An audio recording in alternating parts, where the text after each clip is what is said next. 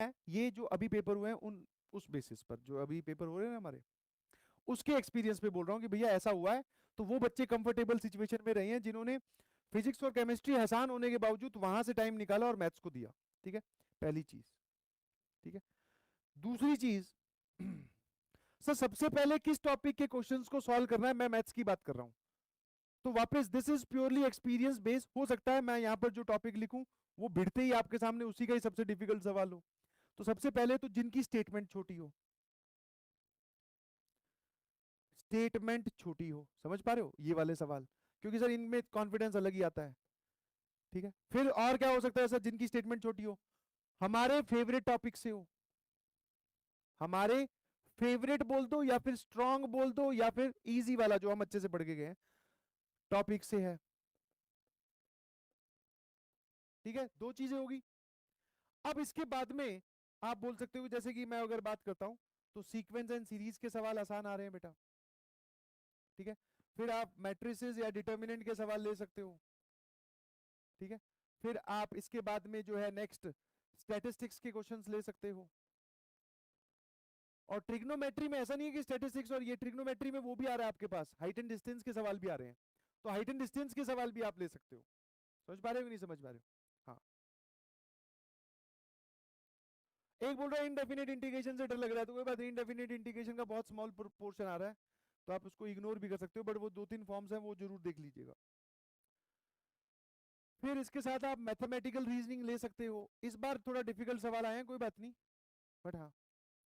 फिर उसके बाद में आप जा सकते हो बेटा वेक्टर 3D पर। सवाल थोड़े से इसके होते हैं लेंदी या कैलकुलेटिव, बट हाँ ये सवाल आसान होते हैं। वेक्टर 3D और कोऑर्डिनेट ज्योमेट्री में से आप अपने हिसाब से चेक कर लीजिएगा। ठीक है, बीच बीच में आपके पास और भी बहुत सारे हैं, जैसे बाइनोमियल थ्योरम का आसान सा सवाल आ गया, रिमाइंडर रिमाइंडर पूछ रहा है, निपटा दो। क्वाड्रेटिक इक्वेशन का अगर मान लो यही सवाल आ जाता है सर, न्यूटन फॉर्मूला वाला आ रहा है, रिपीट हो रहा है, कोई चांस नहीं है, मतलब पूरे पूरे चांस है कि रिपीट होने के। तो बीच बीच में आप ये एक फ्लो मैं आपको बना के दे रहा हूँ कि इस एक्सपीरियंस पर तो ये है। समझ में आया? हाँ, आपको दिखेगी सवाल बड़ा है, ग्रेटेस्ट इंटीजर मॉडुलस ये वो, उसको बाद में लेंगे, मत टेंशन लो। ठीक है, हाँ, डिफरेंशियल इक्वेशन देखते ही नहीं समझ में आ रही, थोड़ी अरेंजमेंट करनी पड़ेगी, बाद में लेंगे सर, कोई दिक्कत नहीं है।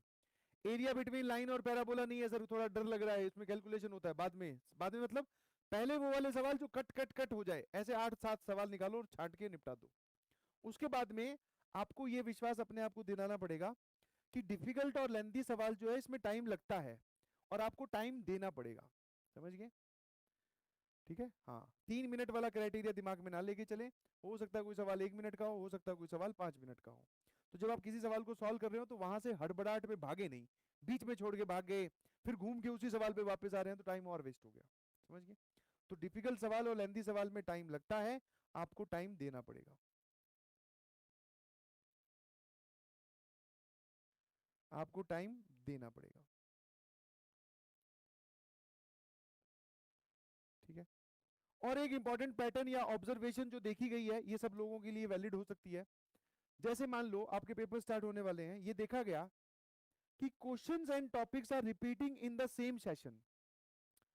मतलब जैसे कि मान लो सेशन 2 स्टार्ट होता है, आज पहला पेपर था सुबह मॉर्निंग में, मॉर्निंग वाले पेपर और इवनिंग वाले पेपर में जो कॉन्सेप्ट जो क्वेश्चंस पूछे गए हैं, मॉर्निंग वाले पेपर और इवनिंग वाले पेपर्स में कॉन्सेप्ट या फिर सवाल जो पूछे गए हैं, सिमिलर उसी टाइप के क्वेश्चंस बाकी शिफ्ट में भी देखने को मिलते हैं। तो मैं आपको ये नहीं बोल रहा हूं कि, अब देखो इसमें यार मन का कंट्रोल बड़ा जरूरी है। मैं ये नहीं बोल रहा हूँ कि आपका कल सुबह पेपर है और आप रात को देख रहे हैं यूट्यूब पे लाइव डिस्कशन हो रहा है, 2 बजे तक बैठे हैं, 3 बजे तक बैठे हैं उनके साथ लगे हुए हैं, और आपने जो है वो प्रॉपर नींद नहीं ली, रेस्ट नहीं लिया, और फिर वो आप सवाल देख कर चले गए इस भरोसे में कि यही सवाल आएंगे, ऐसा नहीं है। ठीक है, this is merely A observation. ऐसा होता है कि वहां पर जैसे सवाल आया कि भैया उन्होंने एजीपी पे सवाल पूछा, तो हमारे शिफ्ट में भी एजीपी पर सवाल मिलना बहुत लाजमी है, सिमिलर फैशन का। समझ में आया? तो आप उसके पेपर देख सकते हैं बट टोटली डिपेंडेंट रहने की जरूरत नहीं है। क्या मेरी बात समझ गए? है ना? हम्म, ठीक है, ठीक है। बाकी कुछ नहीं, जाओ फोड़ के आओ ईमानदारी से, अच्छे से पढ़ाई की है तुमने, मेहनत पे अपनी विश्वास रखी है, ज्यादा घबराने की कोई जरूरत है नहीं। ठीक है, जो भी आपने पढ़ा है